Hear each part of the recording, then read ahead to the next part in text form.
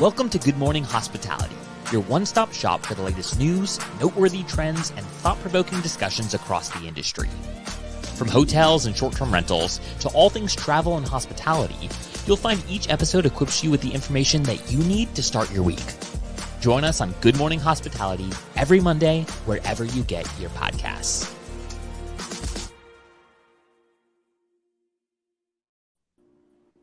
Good morning. Good morning. Hello. How we doing? Fantastic. How are you?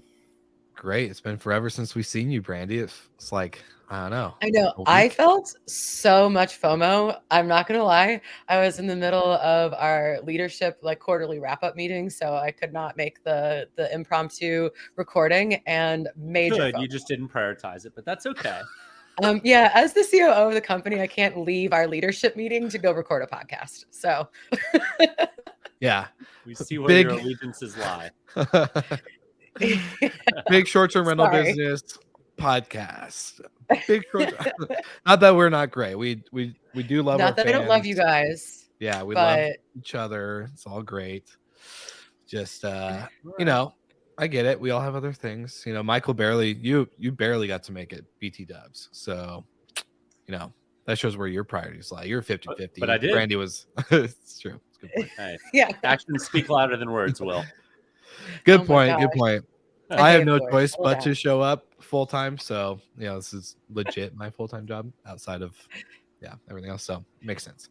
Hey, I'm excited though, because the one time that we do get to record, I have my Sojo mug because Joy listens to the podcast and she heard that my building lost the mug and she sent me a new one. So thank you. Finally Joy. got it. Finally.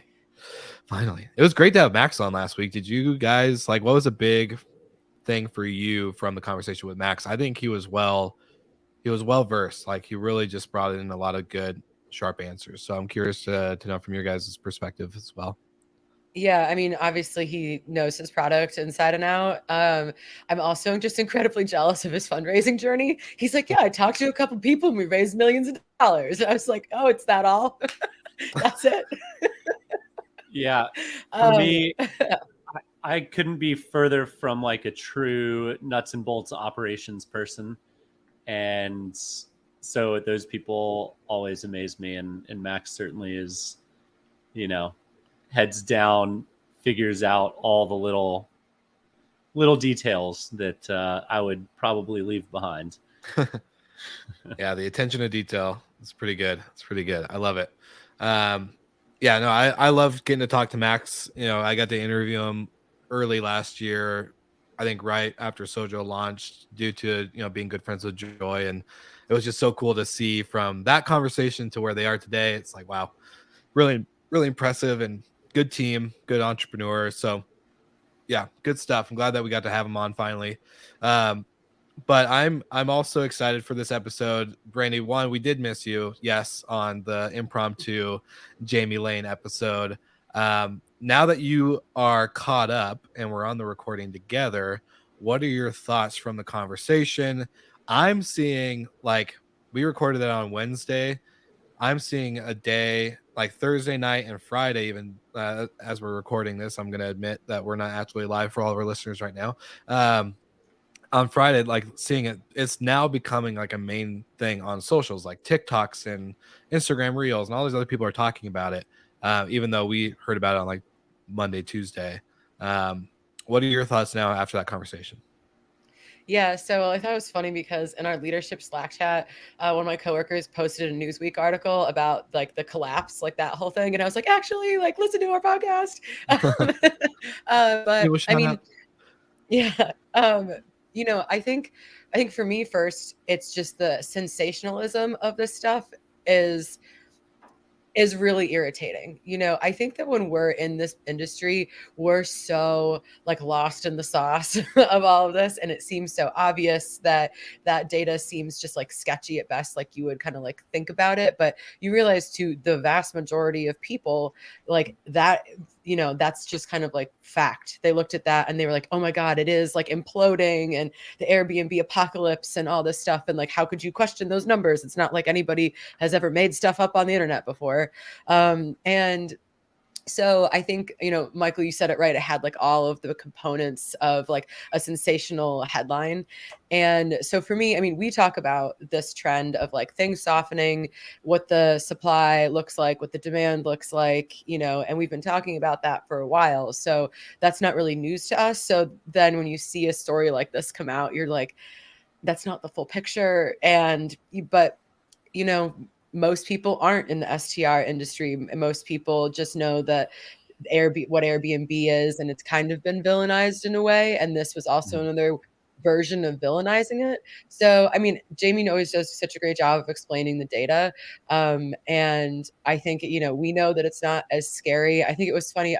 One of you were saying that you're talking to someone who was like, even if my revenue was 40% down, like I'm still making more than a long-term lease, bought another place. Like if you're a good operator in those markets that he mentioned, you know what's up. Like, I mean, we see softening in our demand and our ADRs, but it's certainly not down 50%. That would be, I might not be on the podcast if that was the case.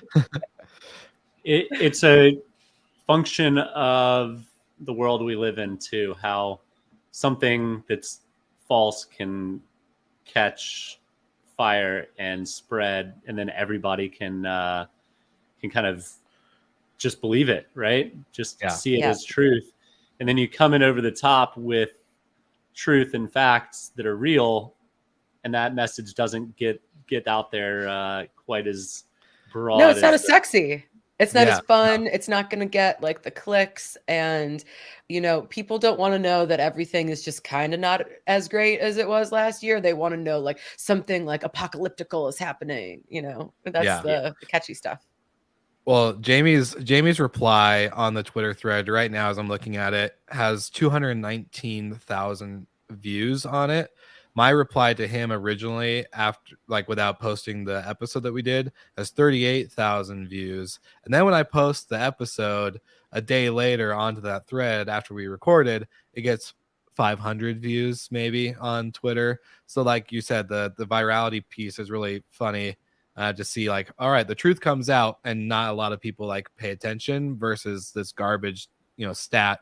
For all of our listeners, I'm going to play a quick clip. I think what Michael and Jamie were saying in this clip is super important. So if you didn't listen to that episode, one, we'll put in the show notes, or you can just go back one episode.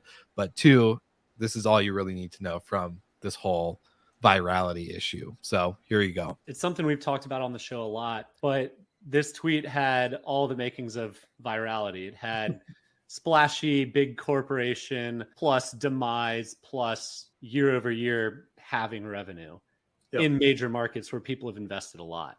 That's what caught my eye the most. But in reality, instead of 50%, 30%, 20%, we're really looking more at 10, 5, 4%. Yeah. A great example is Sevierville, Tennessee, Gatlinburg, Pigeon Forge. There has been a lot of supply. This year, supply was up 15%. If you look at supply relative to 2019, and we're up 80% in terms of listings on Airbnb and Vrbo. That is supply growth. But it's a market that's also seen really significant increases in revenue. They had really strong pricing power in 2021 and 2022. And now we're coming off of that, and we're seeing declines in both occupancy and ADRs, but nowhere near cuts of 50% in terms of revenue. On average, we're seeing 10%. You look at professional operators, it's 15 to 20%. They maybe got a bit more of a boost with their revenue management strategies during 2021 and 2022, but it's definitely not the 47% drop that was reported. So you heard it from the data nerd himself. It's not true. I've been going on a rampage today on TikTok and Instagram with all these stories that are highlighting the false chart, and I'm like, no. But again, probably not making a lot of traction on that, but whatever. If it makes you feel better. Just doing the Lord's work, just trying to go out there and tell the people what's right and plug the show, of course. I wonder how many people listed their house for sale expecting their market to just crash and burn soon. So I'm very curious, this week in some of those markets, how many vacation rental homes for sales have a for sale sign out front. All you real estate agents better be tuning in. Get ready. Get those listings Get those listings live. Make that money. There's been a couple other news stories coming out that we've gotten to chat about, and I wouldn't even call them news stories, but trending topics. And Brandy, I kind of want your take to jump in. One of our favorite topics, fraud and all the other stuff on OTAs. It's not just about Airbnb. There's other OTAs to talk about. So we'd love to hear. Yeah, Yeah, happy to complain. No. No, so last weekend, or kind of maybe like the Monday, we noticed one of our revenue agents was like, there have been a massive influx of fraudulent reservations from booking.com for our New Orleans properties, like 177 in the span of like 3 or 4 days. So obviously booking.com is kind of known for having more fraud, say, than like Airbnb because of their payments and stuff like that. But 177 in like concentrated in one of our markets, and it was like everything that was available within a 2-day window. And so the cards weren't going through Stripe, like our payment processor was like catching that and they were declining. But you have to notify the guest and they have like a window of, up to 24 hours to replace their card. And so you can't cancel it. Right. And so we were lucky enough that we have a building that isn't live yet. So we just moved all of those reservations into that inactive building to free up the calendar until we could cancel them. But that's massive. It was like just under $100,000 worth of reservations. So like, not only does that screw up our revenue data coming in before we catch it, but I mean, that's just it's so much fraud. And so we thought originally, we're like, is someone targeting just us in New Orleans? Like, why would they do it on booking.com instead of our direct site? Like, we were just like, this doesn't make any sense. And like, who's mad at us just in New Orleans? And then we realized that it was also a couple of our buildings in Miami, and our revenue manager, Shane, shout out Shane, found this article from the beginning of June, from another hospitality publication, saying that a hotel agency or hotel group was issuing a warning that there was this massive spike in fraudulent bookings for hotels that are on the preferred partner program at booking.com. There was some sort of promotion that Booking was running that was somehow just like, I don't know, made it easier to make these fraudulent bookings, something of that nature. And booking.com was aware of this. So that article came out June 5th. And we're talking now the end of June, we're getting all of these. And just trying to get a hold and like get a response from booking.com. Like, can you help us mass cancel these reservations? Like, any of that. And they're like, oh, it's with our fraud team. It's like, it's with your fraud. You've known about this. Booking.com issued a statement to the hotel groups. So they know what's going on. And whatever program that was like, this was happening. Look, I understand you try something and it goes horribly wrong in a way that you didn't anticipate. I have like patience for that. And, but this is like an entire month where you were still allowing it to go on, and then offering no help and just saying this with our fraud team. It's still, quote, with the fraud team. And it's just so infuriating. And so their thing is like, you should be enrolled in booking payments or payments by booking. And we were, but that also messes with your cash flow. So we were kind of like playing around with it. And yes, that does prevent a lot of those kind of things from happening. But that's just an outrageous amount of fraud to have, like, and just to think that that's acceptable. And, there needs to be better security around that. And so we talked to our good friends at AutoHost for kind of like their take, and they couldn't join us, unfortunately, but Ella sent me like their statement on it, and just saying how, these incidents shake up our reliability and our sense of security on the OTAs. And obviously all these OTAs are major sources of revenue. So we have to work together, and it's not like you can just cut them out, but it doesn't seem like there is enough being done on the fraud side of things to prevent this from happening in the first place. And, Ella's point also, for like, as an operator, you have to have things in place like AutoHost, that, to prevent that. But that's only after, like, that's kind of a reactionary way of dealing it, and making sure they don't get into your building, right? It's like, why can they even get through? And if we know they're fraudulent, why do I have to wait 24 hours before I can remove them from the tape chart? So that's my rant.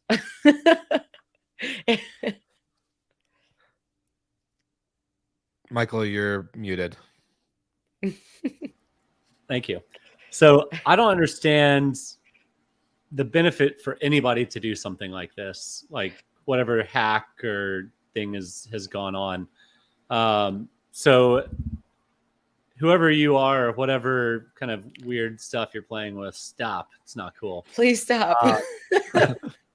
They're definitely listening to this podcast right now. It's not one of your competitors, right? Like I don't think the industry is sinking to those lows. If it is, we'll have words and expose some stern you, words. Expose you. But it also goes to show how slowly big companies move, right? This is a major thing with how many? Ours was over. It was 177 a couple days ago, so it could be closer to 200 now, and that's just us, a small operator. So and this, 200 bookings at $200 a month or $200 ADR or whatever. You're talking 40, 50 grand of fraudulent bookings tied up that you aren't able to drive additional revenue because those are locked in. I mean, that has substantial impacts to companies. I know if it was a startup that had that issue, the problem would be fixed within days, not weeks or months. So it's wild to me that all the resources of a major organization can't be levied to fix problems that directly impact the bottom line of people. If it's a feature that shows you as a house instead of an apartment or something, it's not really impacting this or that. Like, I get it. But if it's directly impacting your customer's bottom line, you better fix it fast.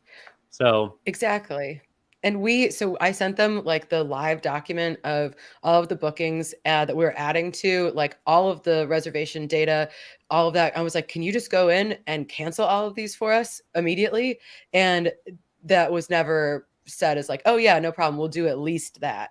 And I mean, luckily we had someone that caught that. What if we only caught a couple of them? We didn't realize like the severity of the problem. And then all of a sudden there was 50, 60, 70 grand. It's not. So is it the same names, the same emails? What? So chunks of it would be like one, the same guest would have like 7 bookings, 4 bookings, something like that, all in a row, all the same date.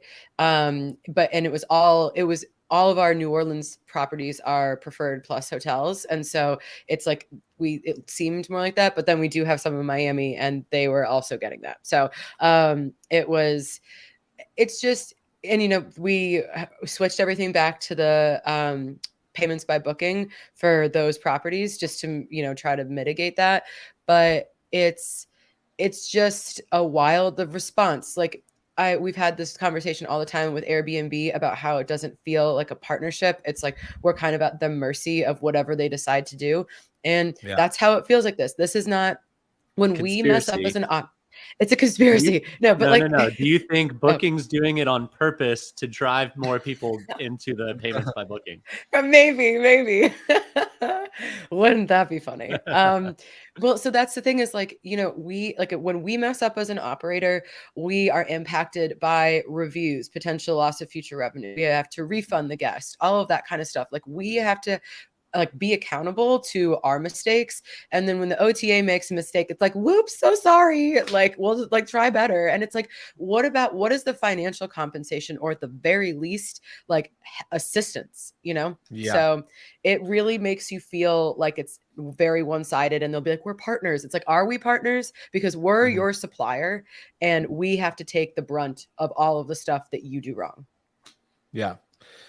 There's so much that goes into it, and I think maybe a couple years ago, this whole because I'm a big fan of Book Direct. Obviously, we were all at the Book Direct show in Miami last year, and this is something I'm a big fan of and I believe in. But there was a lot of quote unquote issues within OTAs and Book Direct and all this sort of stuff that I was like, okay, like they're all things that are workaround, like they're easily feasible, or there's a solution, or there's some type of thing you can do. But I would say recently, especially with all this, the I wouldn't count the data thing maybe as much, but the booking fraud, and then what we're about to talk about next, with, platforms changing the way that they have structured certain features within our tech stacks, within our tech ecosystem that do cause this is actually some pretty major issues. And like you said, Brandy, I love that the focus of partnership and how it doesn't feel that way right now, because at the end of the day, you are 100% right. We provide the supply,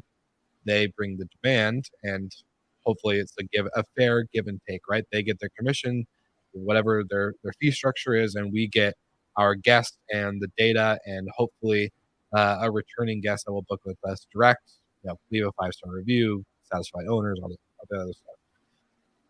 But it doesn't seem like that right now, and I would say it's time for, like, this is I don't know, not like a revolution type thing, but this is a major issue that isn't just impacting one or two operators. This is impacting every operator we talk to, everyone that goes to Verma, everyone that goes to IMN, everyone that goes to STR Wealth, whatever conference you want to go to. So it just seems like I don't know, maybe there's got to be a better way. There's got to be a solution, right? And part of me just can't stand that booking. You can just say, like, oh, well, the solution is educating travelers that you can go look at the window shop on the platforms, and then go direct. But that's but it takes too much time. That's not instant gratification. That's, and you lose a bit of the securities if there is no nationally recognized vacation rental brand. Like, if you asked any of our friends, they had never heard of any companies in our space. So they do offer, there is a benefit. There is a traveler benefit to booking on one of the platforms, because the platforms will back the traveler. If you book direct and it's a fly-by-night operation, then you're screwed. So, like, as much as we want to bash the OTAs, they do serve a good purpose. They do. For sure. When they do it right. Well, I think this just also speaks to, like, diversification. Like, again, making sure that your distribution channel mix is, kind of evenly distributed, or you're not relying too much on any one source. And I was talking to David Ngadi at Guestival, a couple months ago, and I forget the actual number mix he said, but he was like that you don't want to have 100% direct bookings. There's like a sweet spot, because if there's any sort of like change in an algorithm and all of a sudden you're, Google's kind of controlling that side of it. So you want to make sure that across all of your distribution channels that you aren't too reliant on someone, so that if anyone changes anything, you can kind of pivot to your other channels. Well, speaking of pivot, and go ahead, Michael. Not yet. One quick shout out. We talk about some issues with OTAs on this show a good bit. We don't often talk about Vrbo. So to what extent? I mean, I think they do a great job of knowing their customers on both sides, doubling down on them.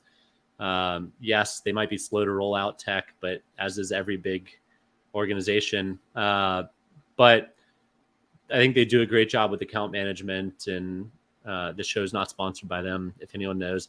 If they want it to be, then we're open to it. Come on, we're open for that. But it is something we don't bring up on the show much. So there are folks doing good things and doing the right things, and not saying that Airbnb and Booking are doing the wrong things, but sometimes it doesn't feel like putting the customer, in this case, the supply first, happens often. Yeah. I will say I was impressed with Tim Rizzolio, not only because he was on the podcast. I think if I saw this without knowing him first, his presence at the vacation rental, summit that was in New York or Chicago or something like that not too long ago. His response and the way he presents and represents the flag of Vrbo at Expedia is actually, I'm really a big fan of what he's doing and how he's representing it. So I will give that props. And yeah, hopefully, Tim, if you're listening, Vrbo would be a great partner for this podcast. Yeah, I have to say, because Vrbo isn't like geared towards urban operators, really. Like we still get some bookings from Vrbo, but that would be my request. Come back and help us urban operators be on your platform. Yeah. All right. Now, speaking of pivot and transitions and OTAs, not as Michael just said, we're not trying to bash OTAs at all. Swear to God. But this last topic that we have is around the conversation of features being removed from Airbnb's platform in September 30th of 2013. They're removing their email alias, where basically I saw this in a post from Dennis Casiola. Talking about I saw him basically straight up tag Track and TravelNet saying, "Hey, we need to act fast on this because it's going to really impact not just them but operators everywhere, even individual hosts, even if they have property management software." So good on TravelNet and Track one for being a great sponsor of the show, but showing like how they immediately took action into this. Listening issue, to your right? customer, knowing their Yes. needs and reacting and assuring them that you're on top of it. And 100%. customers don't expect things to change overnight, but they do want to be heard, and they do want their input to be taken into action. So yeah, major props to TravelNet. Yeah.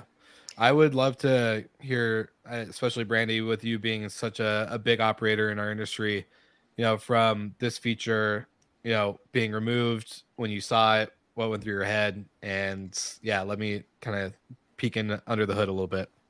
Yeah, well, I think I definitely had perhaps an emotional knee-jerk reaction just to seeing the post. And I think it's just because we've had constantly these like changes that are happening to us. I mean, we just talked about booking, but to Airbnb, where it's like this is making things harder for operators. Like nothing really seems to be helping.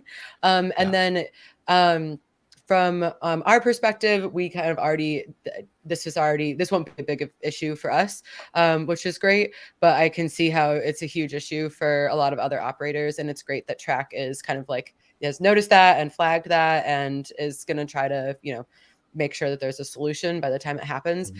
I just, it's Airbnb in particular keeps trying to make changes that on the surface appear to help hosts, but it's really not. And it's maybe for smaller hosts, maybe it's more helpful, but it just seems like we're constantly in this battle, like we were just talking about. It's not a partnership. It's like this is what we're doing, and you're going to deal with it, kind of thing. That's called a dictatorship. It's called dictatorship, yeah. But I think the if I take kind of like my emotions out of it and my like initial kind of like visceral reactions to these changes, I think that it's the solution is like you can control the things you can control. So for example, at Track, they're like, okay, here are new features that we're gonna do because like this is the thing that's happening. And and we're going to help try to educate our partners and make sure that, we have a solution for what they need. And I think that's really the only way forward. And I know that there's other software, any PMS out there is either if they've already done this or they're probably working on it because they're not going to go to Airbnb and be like, hey, people are throwing a temper tantrum. Can you please undo this? So, yeah, I think I could admit that I just have like, a knee-jerk reaction now. Anytime I see like Airbnb updates, I just like automatically think it's going to make my life harder. And this like I think that I can, when I take a step back, I can, cooler heads prevail, and like how do we go forward and have a solution. For sure. And my thinking is, Airbnb, especially in the short-term rental sector of hospitality, they built such a big ecosystem. Not that there isn't an ecosystem around hospitality in general. Hotels obviously have a very similar ecosystem, and I'm sure for the hotels that list on Airbnb that are on Booking, like when I was a hotel manager in 2018 and 19, there was no, like, it wasn't new to get a fraud booking or a declined, a fraud credit card and a sketchy guest every now and then. Even on Airbnb, we've had a couple. So like, these aren't new things, but with companies that have built such a big ecosystem like this of tech and vendors, and obviously there's like what article of 250 companies in the tech space of just short-term rentals that are featured basically around Airbnb. And this post, just reading it from Dennis's perspective, email is such an important thing for us, whether I think once you get past a certain inventory count, obviously, you can do a lot on the app itself or in the website. But once you start integrating these softwares, it does become important. Like email is still a big part of, at least for our Verbo communication. A lot of our guests, that's how they communicate post booking is email, and not to be able to have that, with whether it's an auto host link or a contract or maybe something involving insurance, that's a part of our job. That's how we secure owners. That's how we secure our properties. That's how we secure our teams. Like, it just is, to me, just can't believe that it's such a, like we're just making a little change. It's just a little change, and yeah, it's going to impact so many different things in that ecosystem. So I'm glad that seeing, I think his name is Patrick Power, super cool last name, saying he's already built and testing triggers and automations for reservation documents, and e-sign documents are compatible. They're doing the beta through TravelNet and Track software right now. Clients should be able to adopt it before this change happens. So my kind of like final comment on this topic is more of, I love our industry from the hotel side and the STR side on how adaptable we are with all this stuff, with the false data, with the booking.com fraud, with the, the Airbnb feature changes. Like, it's just super cool from a community and a collective standpoint to see how proactive we can be. And even if it sucks in the beginning, at the end of the day, like, it's super cool just to see everyone come together. And so that's my it's funny to see how different the OTAs approach things too. Airbnb does this, taking away basically any direct comms with guests, and Verbo says, they're your guest after the first stay. It's up to you to keep them, and otherwise they're going to come back to us and book another place on their next vacation. And it's just so night and day for, I've heard Tim say that 10 times. So it's definitely kind of a oil and water type of situation.